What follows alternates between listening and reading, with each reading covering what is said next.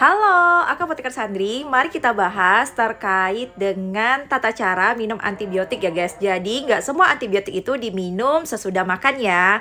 Ada juga yang diminum sebelum ataupun saat makan. Nah, semua ini akan mempengaruhi terkait dengan efektivitas dan juga penyerapan antibiotik. Karena ada beberapa antibiotik yang terpengaruh karena adanya makanan ataupun terkait dengan saluran pencernaan kita. Ayo, kalau teman-teman yang lagi konsumsi antibiotik, silakan cek ya. Siapa tahu ini akan membantu kalian dalam proses penyembuhan sehingga penyerapan dan efektivitasnya maksimal. Oke, kita bahas dulu antibiotik-antibiotik golongan quinolone ya guys. Jadi karena golongan quinolone ini salah satu antibiotik yang sebaiknya diminum 1 jam sebelum makan atau 2 jam sesudah makan. Nah, contohnya kayak ciprofloxacin, levofloxacin, dan ofloxacin. Jadi kalian bisa minumnya itu sebelum makan tanpa makanan ataupun sesaat makan ya. Jadi 2 jam sesudah makan tuh boleh. Ini kalian harus berhati-hati ya pada makanan-makanan yang mengandung susu atau kalsium dan juga dengan antasida, salah satu obat untuk menurunkan asam lambung. Jadi kalau dapat antasida sebaiknya ciprofloxacinnya kalian bisa minum sebelum makan 1 jamnya dan sesudah makannya 2 jamnya kalian bisa makan antacid. Seperti itu ya. Biar efektivitas dari antibiotik golongan quinolone ini tetap baik penyerapannya dan efektivitasnya.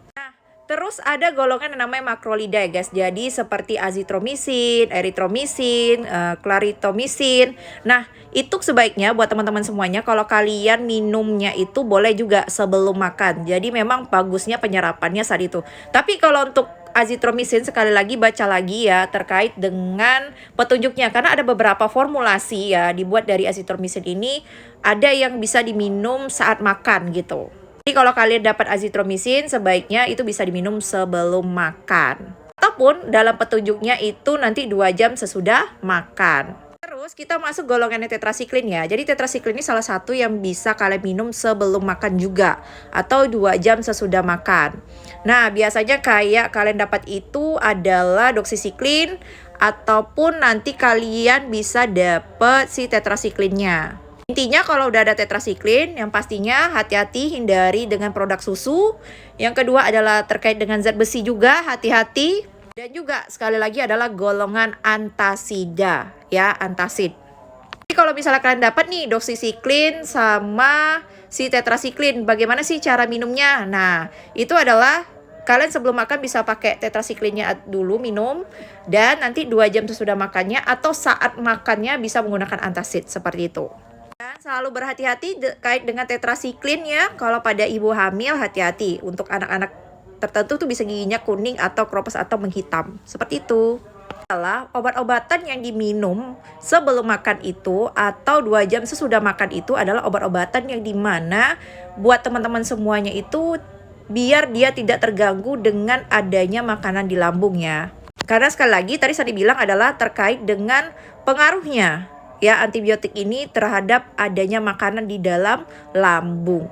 Jadi 3 golongan tadi yang saya disebutkan itu bisa jadi kalian harus perhatikan lagi tata cara minumnya dan berikan edukasi pada pasiennya untuk tetap menghabiskan antibiotiknya. Dan ingat untuk penggunaan antibiotik harus dengan resep dokter dan indikasi yang jelas atau diagnosa yang tepat. Lanjut kita masuk ke bagian sesaat makan atau pas makan gitu.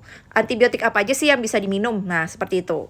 Nah, obat-obatan ini diberikan karena ada beberapa sifatnya itu dapat mengiritasi lambung. Makanya dibaginya itu dia saat makan atau sesaat makan. Jadi saat makan tuh pas makan itu minum antibiotiknya atau pas makan udah siap cuma beberapa menit, hanya 30 menit itu langsung makan antibiotiknya. Contohnya adalah amoxicillin ya, paling sering sekali kalian lihat itu ya, amoxicillin itu adalah salah satu obat yang diminum sesaat makan dan juga setelah makan itu secepatnya gitu ya.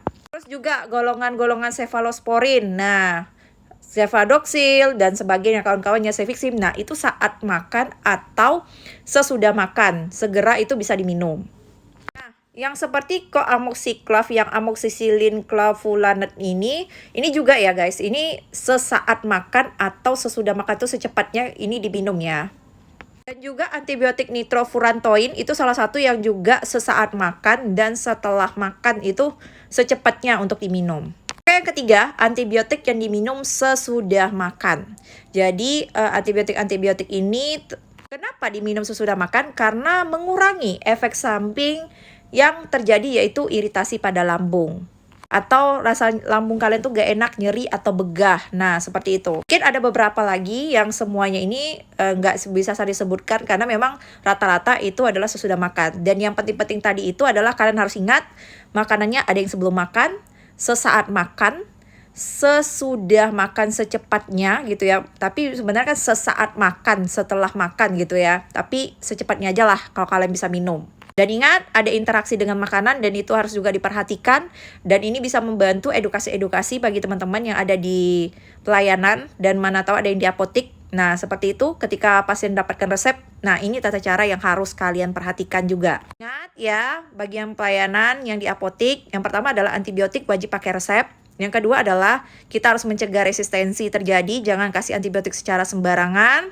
Yang ketiga adalah edukasi tata cara minum yang tepat, supaya efektivitas dan penyerapan obatnya maksimal dan kita terhindar dari resistensi. Dan jangan simpan antibiotik, gunakan antibiotik itu sampai habis walaupun kalian sudah membaik.